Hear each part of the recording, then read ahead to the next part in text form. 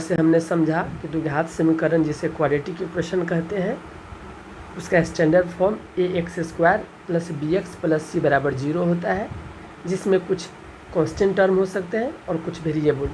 Constant term इसमें a, b और c है, और वेरिएबल जो हो गए वो x² और x का मान होगा जो निर्धारित होगा x के मान के द्वारा। और गुणनखंड के द्वारा द्विघात समीकरण का हल तो हमने पीछे भी निकाल चुका है।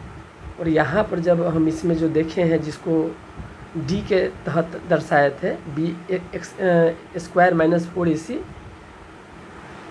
विविक्त कर जिसे बोलते हैं, उसका मान यदि 0 से कम हो तो उस स्थिति में हमारे पास कोई सॉल्यूशन नहीं आएगा। क्यों नहीं आएगा? क्योंकि जब 0 से कम होगा तो d का मान ही 0 से कम है, तो उसका रूट अंडर निगेटिव में होगा, जो कि अभी हम लोग को इस स्तर में पढ़ना है, डिफाइंड नहीं है। तो bx² - 4ac यदि स्मॉलर देन 0 हो तो कोई वास्तविक मूल नहीं निकलेगा। मूल अर्थात रूट, जिसे हमने अल्फा बीटा के रूप में समझा था। और bx² - 4ac यदि 0 के बराबर है तो उस स्थिति में जो d का मान होगा वह 0 होगा, और 0 होने की स्थिति में इसका जो मूल होगा वह अल्फ़ा बीटा दोनों एक ही जैसा होगा। क्यों होगा?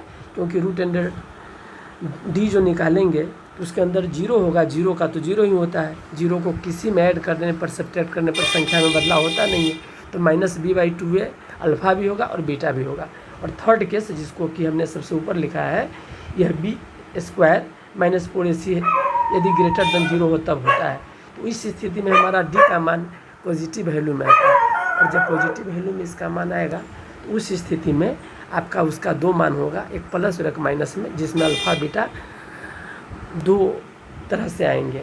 उसमें एक अल्फ़ा का मान जो होगा वो -b/2a उस इक्वेशन में d को ऐड करने पर प्राप्त होगा, और बीटा जिसका मान -b माइनस जो d का अंडर रूट होगा उसको डिवाइड करेंगे 2a से, तब प्राप्त होगा। तो इस तरह से हमने देखा कि यदि bx² - 4ac 0 रहे तो उस स्थिति में दोनों हल समान होगा, और यदि 0 से कम रहे तो कोई उसका वास्तविक मूल नहीं होगा, और यदि 0 से ज़्यादा रहे तो अल्फ़ा बीटा दो उसके जो मान होंगे उस समीकरण के वो अलग अलग होंगे।